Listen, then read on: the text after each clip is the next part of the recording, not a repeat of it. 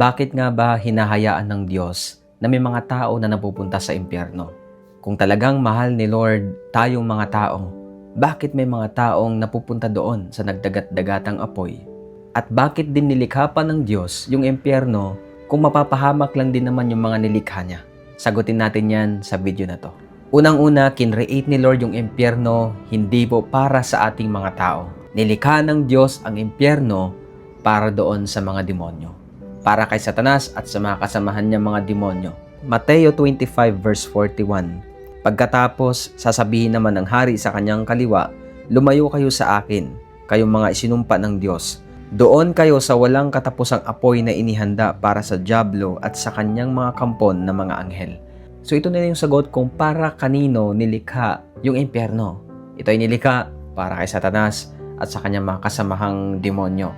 So kung bakit binanggit dito na ito ay mga anghel na kasamahan niya, dahil nung una, bago bumagsak si Lucifer, si Satan, siya ay anghel ng Diyos, nilikha ng Panginoon, si Lucifer.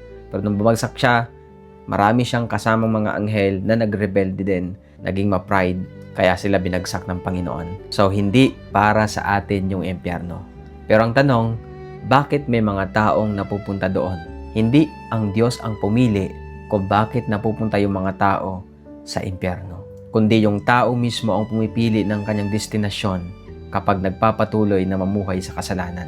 Kaya ang ginagawa ng demonyo, uudyukan niya yung tao para magkasala, mamuhay sa kasalanan, para idamay niya papunta doon sa impyerno. Pero ginawa na ni Jesus na tayo ay palayain sa kasalanan para tayo ay patawarin. Sabi ng John 3:16, ganito kamahal ng Diyos ang sanlibutan. Ibinigay niya ang kanyang kaisa-isang anak upang ang sino mang sumampalataya sa kanya ay hindi mapahamak kundi magkaroon ng buhay na walang hanggan. So binigay ni Jesus yung kanyang buhay kasi by default papunta tayo lahat sa impyerno. Mapapahamak sana tayong lahat mga kapatid. Pero ang Diyos na rin ang gumawa ng paraan para tayo ay maligtas, para tayo ay muli maibalik ang ating relasyon sa Panginoon. Pero bakit may mga napupunta pa rin doon sa impyerno? Gayong ginawa naman ni Jesus ito. Kasi marami ang nireject yung love ni Jesus. Maraming tao ayaw tanggapin si Lord sa kanyang buhay. Narinig na ang katotohanan. Nalaman na ang pag-ibig ng Panginoon. Nalaman niya na ang ginawa ni Jesus sa krus ay para sa kabayaran ng ating kasalanan. Pero pinipili pa rin ng tao na mamuhay, mag-enjoy sa kasalanan. At kapag namatay ang isang tao na hindi nakapagsisi sa kanyang kasalanan, walang ibang destinasyon kundi impyerno. At yun ang masakit na katotohanan na mahirap tanggapin sa ating mga tao. Maraming tao ang gusto mapunta sa langit. Maraming tao ang gusto makasama si Jesus sa heaven. Pero ang ginagawa, ang pamumuhay ay papunta sa impyerno. Mag-ingat tayo mga kapatid, baka ang pag-aakala natin sa buhay na ito na lahat tayo ay mapupunta sa langit, nagkakamali po tayo. Kundi yaon lamang mga tao na tinanggap si Jesus sa kanyang buhay, pinapasok si Jesus sa kanyang buhay at pinaghari ang Panginoon. So hindi lahat ay napupunta sa langit. May mga tao na napapahamak din sa impyerno. Sabi dun sa binasa natin, sapagkat kung sino man ang sumampalataya sa Kanya ay hindi mapahamak. Saan ang kapahamakan na yon? Walang iba kundi sa hell. So dalawa lang ang pupuntahan ng tao. It's either langit or impyerno. Tao na rin ang pumipili sa kanyang destinasyon. Binigyan na tayo ng pagkakataon ng Panginoon na marinig ang kanyang salita. Pero maraming tao din ang ayaw tanggapin. Maraming tao din ang pinagtatawanan lang ang Word of God. Maraming tao ang sinasaraduhan yung kanilang mga tenga, mga puso sa salita ng Panginoon.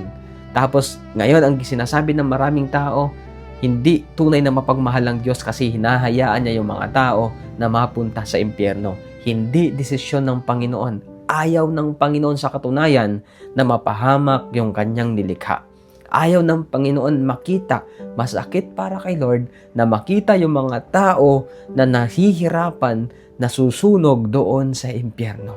Dahil sobrang mahal ng Panginoon tayong lahat. Sabi ng 1 Timoteo chapter 2 verse 4, nais niyang maligtas ang lahat ng tao at malaman ang katotohanan. Ayaw ni Lord na mapahamak tayo. Gusto niya na maligtas tayong lahat. Pero sa katigasan ng ulo ng mga tao, sa katigasan ng ating mga puso, tayo din ang nagdadala sa sarili natin papunta sa impyerno. Pero ayaw ng Panginoon, nais ni Lord na malaman natin ang katotohanan. Dahil according to John 8:32, malalaman mo ang katotohanan at ang katotohanan ang magpapalaya sa iyo. Palalayain tayo ng katotohanan mula sa kasalanan. Sino ba naman na Diyos ang kakayanin na makita yung kanyang nilikha? Mahalaga para kay Lord yung bawat kaluluwa. Sabi din sa 2 Peter chapter 3 verse 9, hindi nagpapabaya ang Panginoon sa pagtupad sa pangako niya, gaya ng inaakala ng ilan. Ang totoo, binibigyan lang niya ng pagkakataong magsisi ang lahat sa mga kasalanan nila dahil ayaw niyang mapahamak ang sinuman. Anytime pwede na bumalik si Jesus. Walang nakakaalam kung kailan, pero alam mo kung bakit hindi pa rin siya bumabalik hanggang ngayon? Binibigyan ka niya tayo ng pagkakataon para ayusin yung buhay natin sa harapan ng Panginoon. Tanggapin siya bilang Panginoon at tagapagligtas ng buhay natin. Ayaw ni Lord na mapahamak ka, kapatid. Ayaw ng Panginoon na ikaw ay mapunta sa kapahamakan. Nais ng Panginoon na makasama ka niya sa kanyang kaharian. Mahal na mahal ka ni Lord. Kahit gaano ka pa karumi, kahit gaano ka pa kamakasalanan ang tingin mo sa sarili mo, tatanggapin ka ng Panginoon. Ano lang yung kailangan mong gawin? Tanggapin siya at papasukin sa buhay mo. Aminin mo na ikaw ay nagkasala. Ngayon, kung gusto mo tanggapin si Jesus sa buhay mo, kapatid, sabayan mo lang yung maiksing panalangin na ito ng pagtanggap sa Panginoon. Ulitin mo lang yung sasabihin ko. Sabihin mo, Panginoong Hesus, maraming salamat po sa inyong pag-ibig sa aking buhay. Panginoon, inaamin ko po na ako ay nagkasala sa inyo pong harapan. Patawarin niyo po ako sa lahat ng aking karumihan, sa lahat ng aking kasalanan. Panginoon, tinatanggap po kita bilang aking Panginoon at sariling tagapagligtas. Simula po ngayon, ikaw na ang maghari sa buhay na ito. Maraming salamat, Panginoong Hesus. Baguhin niyo po ako. Isulat mo rin po ang aking pangalan sa aklat ng buhay. Salamat po. In Jesus' name, Amen and Amen. Congratulations, kapatid, kung ikaw ay buong puso na tumanggap sa Panginoon. And I pray na patuloy mo siyang makilala sa buhay mo. Patuloy kang pagharian ng Panginoon. So ayun lang, kung gusto niyo pa makapanood ng ganitong klaseng video about the Word of God, isubscribe mo lang yung channel na ito para updated ka sa mga susunod nating video. So ayun lang, kung gusto mo pa makilala si Lord, basahin mo yung Bible mo. Always remember that Jesus loves you.